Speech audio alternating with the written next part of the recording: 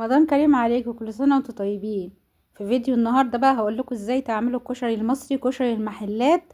هخليكي تعملي الكشري افضل واطعم من اي محل بكتير. بصي بقى الزيت فار ازاي. هقول لك الزيت فار مني ليه. اولا يا ست الكل، البصل بتاع الكشري اوعي اوعي تحطي له نشا او دقيق او ملح، ممكن شوية ملح حاجة بسيطة، لكن النشا والدقيق اوعي اوعي تحطيهم. انا جايلك من بعيد واقول لك اوعي تحطيهم ليه بقى يا ست الكل. لما بتحطي على البصل نشا او دقيق وتقلبيهم، ده بيلزق في ارضية الحلة من تحت او في الطاسة اللي بتحمري فيها الزيت، وبيعمل طبقة كده وبيخلي البصل يتحرق ياخد لون بسرعه. فانت متعمليش الحركه دي خالص. انت هتسخني زيت كويس، يكون الزيت ساخن مش بيغلي. لو بيغلي زي الزيت ده كده هتلاقيه بيفور اول ما تحطي فيه البصل. فانت تسخني الزيت كويس وتنزلي بالبصل اللي مقطعاه بقى اي تقطيعه انت حباها، والتقليب المستمر كده معاه على نار متوسطه لحد لما ياخد اللون ده. اهم حاجه ان الزيت يكون غزير يعني كتير، ويكون يعني يكون سخن متوسط السخونة، يعني مش بيغلي. تمام. بعد كده هتلاقي بصل خد اللون الجميل ده وقرمش وبقى حلو. هتصفيه بقى بمصفى علشان الزيت بتاع البصل ده اللي هنستخدمه لكل حاجة تخص الكشري، وده سر من اسرار المحلات على فكرة. حمرنا البصل وصفيناه. هنسلق بقى ايه؟ 400 جرام مكرونة. معايا مية بتغلي، حطيت فيهم نص معلقة صغيرة ملح، وباكت المكرونة اللي هو 400 جرام اي نوع مكرونة انت حباه. تمام. المكرونه بقى بالتقليب المستمر كده معاها علشان ما تلزقش منك. لما تستوي خلاص خديها الحوض صفيها كده تبقى جاهزه. بالنسبه للحمص، انا نقعاه 6 ساعات. يعني اول ما بصحى الصبح بروح نقع الحمص لحد ميعاد الغدا، بيكون فات تقريبا 6 ساعات. بروح ايه اسلقه، احط بقى معاه ايه؟ بصلايه صغيره، رشه خفيفه ملح، رشه كمون، رشه كزبره، رشه شطه. وممكن تحطي يعني نص معلقه صغيره بس من عصير الطماطم، بيديه تسكيره حلوه كده مع الشطه. متنسيش تحطي شويه شطه مع الحمص، بيبقى سبايسي وجميل. بالنسبه للرز بالشعريه، خليكي تعملي احلى رز بشعريه بالعدس في العالم. حطي ربع كوبايه زيت من الزيت بتاع الكشري، وحمري نص كوبايه شعريه. تمام. بالتقليب كده مستمر لحد لما الشعريه تتحمر وتاخد لون حلو، هتنزلي عليها بربع كيلو عدس. العدس ده انا غسلاه ومصفياه ونقعته الاول مثلا من 2 ل3. ده العدس المستورد. العدس البلدي بياخد وقت اكتر في النقع. العدس البلدي ابو جبه البلدي لو هتستخدميها تنقعيه 3 4 5 ساعات، انما المستورد مياخدش وقت خالص في النقع. بعد ما شوحنا العدس، طبعا احنا نقعنا العدس وخدناه غسلناه وصفيناه وشوحناه مع الشعريه وحطينا شويه ملح، نص معلقه صغيره ملح.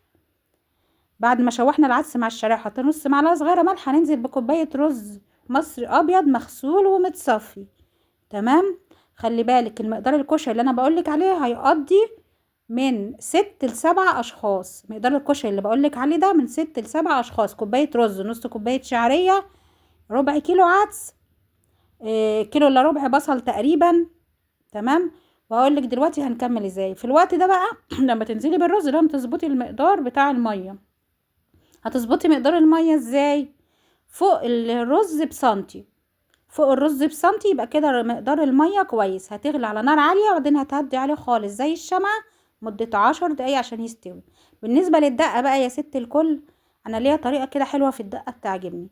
بجيب كده يعني تقريبا نص راس توم مفروم، واشوحه على النار من غير اي حاجة خالص. مجرد ان التوم يصفر بس، ما ياخدش لون. انا عايزاه يطلع ريحته، يبتدي يصفر بس، عايزاه يطلع ريحته مش اكتر من كده. هنزل عليه بمقدار معلقة صغيرة خل وكوباية مية. دي اللي الدقة دي احلى دقة على فكرة، احلى دقة مش هتاكلها في اكبر محل. بعد كده نزلت بربع معلقة صغيرة من الملح. حطي بقى رشة كمون، رشة كزبرة ناشفة، رشة شطة. تمام. كل ده والنار والعة وشغالة. بس التوم مش هنديه لون، هو مجرد يطلع ريحته بس يبتدي يصفر كده من غير اي حاجة خالص، تشويحة بس. تروحي نازلة بايه بقى؟ بكوباية المية وشوية الملح الصغيرين، ربع معلقة صغيرة ملح، رشة كمون، رشة شطة، رشة كزبرة. واول ما المية تغلي هتروحي عصرة ايه بقى؟ ليمونة كاملة. اول ما المية تغلي تروحي طافية عليها وعصر ليمونة كاملة. تمام. تبقى دي الدقة. وبعد كده هتفضيها بقى في ازازة او في كوباية وتستخدميها ايه؟ للكشري. وتسيبيها بقى تبرد كده. بص بقى دي احلى دقة واحلى طريقة كشري هتحضري. اقسم بالله انا الكشري بتاعي ريحته بتقلب في العماره كلها، كل العماره بتعرف ان انا طبخه كشري النهارده. احنا طابخين كشري النهارده على فكره. بص بقى يا ست الكل، خلصنا الدقه، يلا نعمل الصلصه. خدي برضو ربع كوبايه زيت تقريبا، ما هو الزيت ده مكمل معانا في كل الفيديو وفي كل وصفه الكشري، واللي بيتبقى منه مش برميه، بستخدمه برضو. انزلي بقى بايه، يعني مثلا ايه، معلقه صغيره كده، مش مليانه، توم مفروم عشان نعمل الصلصه. وحطينا شويه زيت من بتاع الكشري. تمام. هنا هنحمر التوم شويه، مجرد ان هو ايه يصفر برضو. تمام، هنحمره شويه. قبلها هننزل عليه بايه بقى، هقولك انا محضره طماطم بيوريه.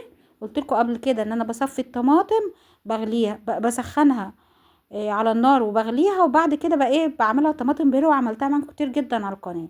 هتنزلي بمعلقه خل، وبعد كده كوب من عصير الطماطم او طماطم بيوريه. انا مش بحب اعمل الطماطم في الخلاط واستخدمها كده على الاكل، لا مش بتبقى حلوه، لا كده بتبقى احلى بكتير. خد التركه دي مني بقى، هاتي شويه ميه من بتاعه سلق الحمص وضيفيهم للصلصه. انا بعمل كده، جربيها وقوليلي. وحطي بقى ايه، رشه ملح صغيره، رشه كمون برضو، رشه شطه، رشه كزبره ناشفه. لو عندك بهارات كشري من باب الشام او بهارات نوع حلو حطي منها. صلصه الكشري بتبقى خفيفه، بتبقى خفيفه، مش بتبقى ميه بس، بتبقى خفيفه، بتبقاش تقيله. ما تسبكيهاش قوي وما تسيبهاش تغلي كتير. تمام، عشان تبقى مظبوطه معاكي. يعني ربع معلقه صغيره ملح. بصي بهارات الكشري عامه قريبه من بهارات حاجات تانية، يعني مشتركه في الكمون والكزبره الناشفه. مفيش فلفل اسود هنا، كمون وكزبره ناشفه شويه شطه كده. الرز بقى متفلفل واستوى وجميل. بص الرز مفلفل وجميل ازاي، ريحته تحفه. دي احلى طريقه كشري هتحضريها. التزمي بس بالحاجات والتركات اللي انا قلتلك عليها، هتحضري احلى كشري. رز مفلفل وجميل وهو استوى على نار هاديه كده. ابتدي بقى قدمي الطبق بتاعك. كبشه مكرونه. على فكره نسيت اقولك، بيقلبي المكرونه بمعلقه زيت بعد ما تصفيها وتحطيها في المصفى، وهي خلاص استوت تروحي مقلبه فيها معلقه زيت عشان ما تلزقش وتبقى مفلفله من بعضها. انا بعمل كده على طول. والبصل بقى معانا جاهز اهو ومقرمش وتحفه وخطير. وقدمي الطبق بتاعك. اعملي كده طبقات بقى، طبقة مكرونة، طبقة رز بالعدس بالشعرية، طبقات بقى، والصلصة على الوش، وفي الاخر بقى الدقة والحمص. بكلي احلى كشري. ولا تقولي لي كشري التحرير، ولا تقولي لي كشري مش عارف ابو طارق، لا لا.